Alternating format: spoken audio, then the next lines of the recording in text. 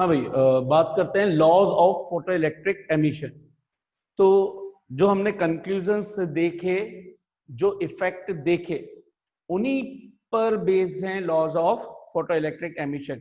क्योंकि जो भी हमारे कंक्लूजन्स निकल रहे थे और जो ग्राफ बन रहे थे वो हमेशा ट्रू हो रहे हैं, इसी के बेस पर लेनार्ड और मिलिकन ने इन सभी को फॉर्मुलेट करके, ऑब्जर्व करके अपने लॉस दिए, जिनको बोला जाता है कि फोटो इलेक्ट्रिक एमिशन कब होगा और इसमें क्या क्या चीजें हो रही है। तो सबसे पहले हमने जो ग्राफ देखा था वो ग्राफ था हमारा इंटेंसिटी वर्सेस फोटो करंट का ग्राफ। फोटो करंट का ग्राफ कैसे याद रखते हैं लॉज, वो भी समझ लीजिए। तो पहला ग्राफ ये था, लीनियर था, तो यहां से पहला लॉ ये मिला। First law of photoelectric emission states that this if the intensity, if the incident light, if the frequency of the incident light from is greater than to its threshold frequency, then the photocurrent established in the circuit was directly proportional to the intensity of light. Intensity of light. Reason सबको समझ में आता है क्या कि ऐसा क्यों हो रहा है, कि photo current intensity of light पर डिपेंड क्यों कर रही है लीनियरली? क्यों? इसका मतलब ये हुआ कि इंटेंसिटी ऑफ लाइट इंक्रीज कर दूं तो फोटो करंट इंक्रीज हो जाएगी। What was the explanation? Similar explanation, same area के अंदर अगर मैं 3 लाइट इंसिडेंट करवा दूं और इसमें से हर एक की frequency greater than new not threshold frequency है, तो ऑब्वियस सी बात है कि यहां पर अब हर एक इंसिडेंट लाइट से एक इलेक्ट्रॉन बाहर आएगा, एक इलेक्ट्रॉन बाहर आएगा, एक इलेक्ट्रॉन बाहर आएगा। ओवरऑल हमें 3 इलेक्ट्रॉन्स मिले। तो जो भी सर्किट में करंट एस्टेब्लिश हुई वो इन 3 इलेक्ट्रॉन्स के कारण हुई है। उसी सेम एरिया में अब आप समझ लो कि ये एक बल्ब से 3 लाइट मिल रही है, तो मैं इसी जगह पर 2 बल्ब लगा दूं या 3 बल्ब लगा दूं, सो उतने ही एरिया में कितनी लाइट इंसिडेंट हो जाएगी? 1 2 3 4 5 6 7 8 9। लेकिन ये सब अलग अलग पॉइंट पे, उसी एरिया में अलग अलग पॉइंट्स पर, तो हर एक पॉइंट से कितने इलेक्ट्रॉन निकलेंगे और सभी की एनर्जी थ्रेशोल्ड फ्रीक्वेंसी जो ज्यादा है, तो टोटल कितने इलेक्ट्रॉन निकल चुके होंगे यहाँ पर 9 लाइट्स के रेस्पेक्ट में? 9। तो क्या हमारी सर्किट में करंट इंक्रीज हो रही है क्या? यानी कि जैसे जैसे मैं इंटेंसिटी ऑफ लाइट, ये वो इंटेंसिटी ऑफ लाइट है जिसमें हर एक लाइट की फ्रीक्वेंसी से ज्यादा चल रही है। This is the first law. कितनों को फर्स्ट लॉ बिल्कुल अच्छे से क्लियर है? सेकंड पॉइंट वही है जो थ्रेशोल्ड फ्रीक्वेंसी को बताता है। तो सेकंड लॉ क्या करता है? Second law defines threshold frequency. It means there exists, second law of photoelectric emission state that there exists some minimum cutoff frequency below which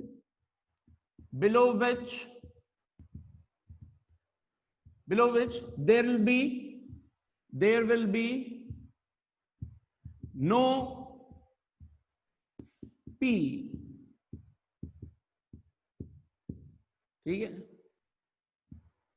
So that minimum cutoff frequency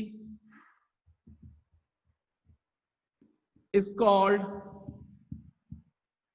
threshold frequency, represented generally by nu naught. This is second law. Second law क्या है? कुछ नहीं, सिर्फ threshold frequency को बता रहा है, क्योंकि हमें हर जगह इसकी जरूरत पड़ती है, इसके रेस्पेक्ट में हम बातें कर रहे हैं यहां पर। ठीक है? तो ये सेकेंड लॉ हो गया। यही हमारे 2 फैक्ट्स भी थे अभी जब हमने पहले देखे थे।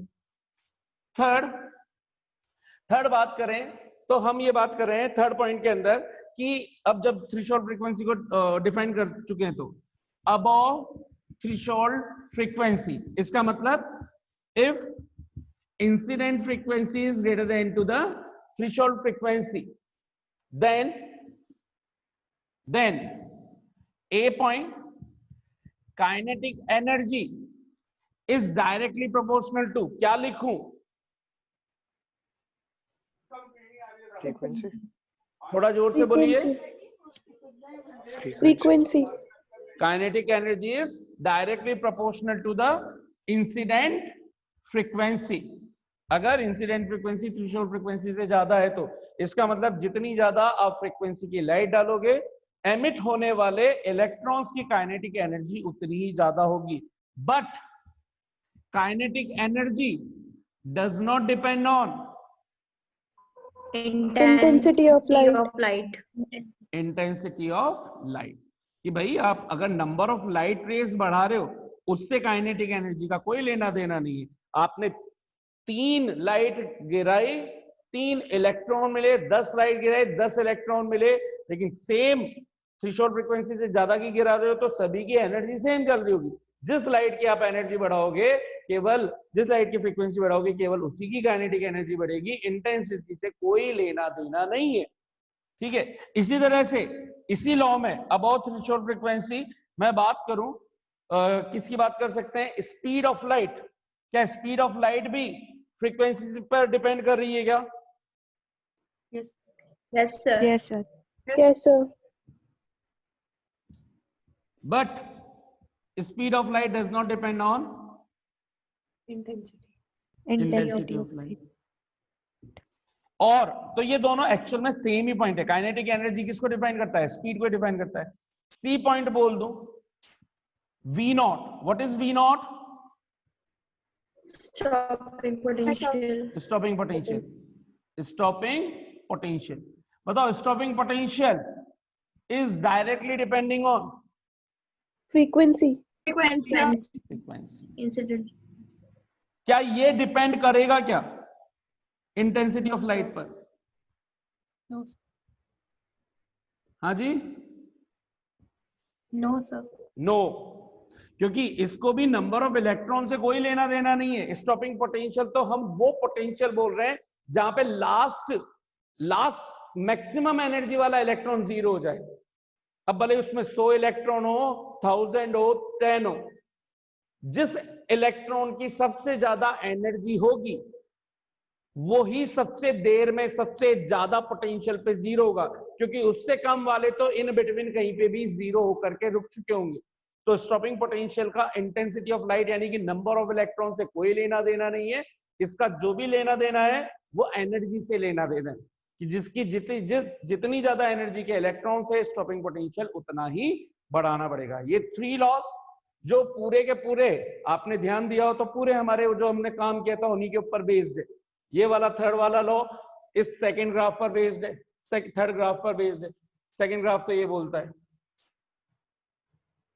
सेकंड ग्राफ इंटेंसिटी को डिफाइन करता है। तो अलग अलग इंटेंसिटी के लिए हमने देखा स्टॉपिंग पोटेंशियल तो सेम ही मिल रहा है, वी नॉट। तो यहां से ये एस्टेब्लिश हो रहा है ये रिलेशन कि v naught is not depending on the intensity of light whatever large is the intensity. इससे ये भी डिफाइंड हो रहा है। और थर्ड से ये डिफाइंड हो रहा है कि भाई